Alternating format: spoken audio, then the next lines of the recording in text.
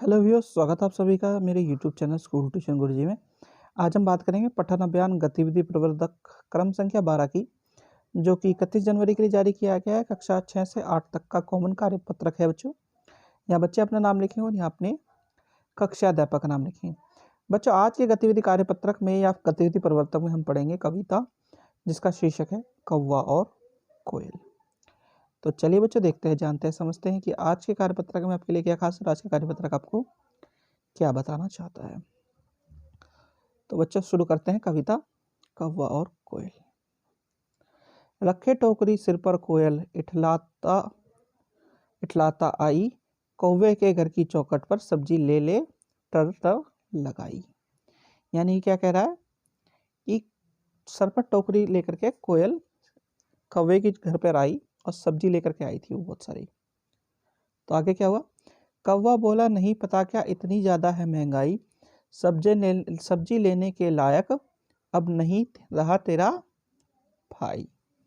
यानी कि महंगाई के कारण वो सब्जी नहीं ले सकता।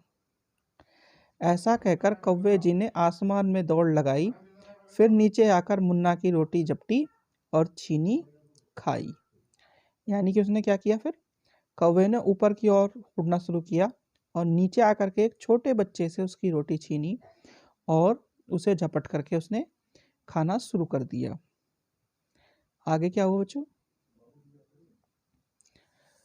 कौवे की हरकत को दुनिया वालों ने समझा चतुराई, छीन छीन कर खाने में लोग समझने लगे भलाई। पर चिड़िया ने चुग चुग कर दाना जीवन की सच्चाई बताया, कड़े परिश्रम की रोटी होती है सबसे सुखदाई। तो बच्चों ये क्या कह रहा है कि अगर हम किसी दूसरे से चीज़ें छीन करके खाएंगे, छीन करके खाएंगे, या किसी दूसरे से उसकी ज़रूरत की चीज़ों को छीनेंगे, तो वो भलाई नहीं हो सकती, वो एक तरह से बुराई है, क्योंकि हम दूसरे की चीज़ों को अपने लिए इस्तेमाल कर रहे हैं और दूसरे को परेशान कर रहे हैं। सच्चाई क्या है और सुखदाई क्या है कि हम अपनी जीवन से अपना परिश्रम करें और उस परिश्रम और सच्चाई के साथ जीवन जिए।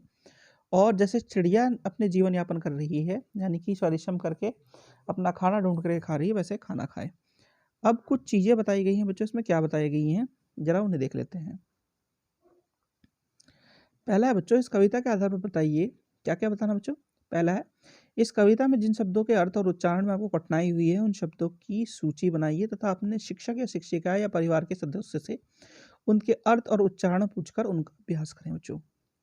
तो बच्चों ये आपको खुद करना है। वैसे आपको जो मेरे को लगता है समझ में आई होगी या दिक्कत हुई होगी, उसमें एक है इठलाते इठलाते, दूसरा है आपका झपटी। ठीक है बच्चों, इस तरह के वर्ड्स जो हैं आपको समझने में थोड़ी सी दिक्कत हुई होगी, और इस तरह के वर्ड्स को आपको अपने परिवार के साथ डिस्कस करके लिखना है। अगला देखते हैं बच्चों। अगला है आपको कौवे या चिड़िया में से किसके जीने का तरीका पसंद आया और क्यों।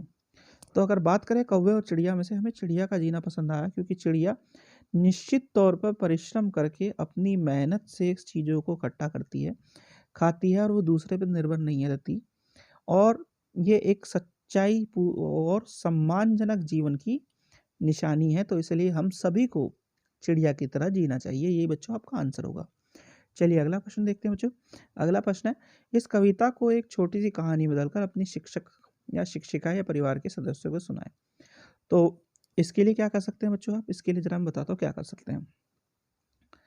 तो हुआ क्या बच्चों कि कोयल क्या थी, कोयल सब्जी बेचा करती थी, और कोयल सब्जी बेचते बेचते एक दिन अपने सिर पर सब्जी का जो टोकरी है उसे लेकर के कौवे के घर पहुंची।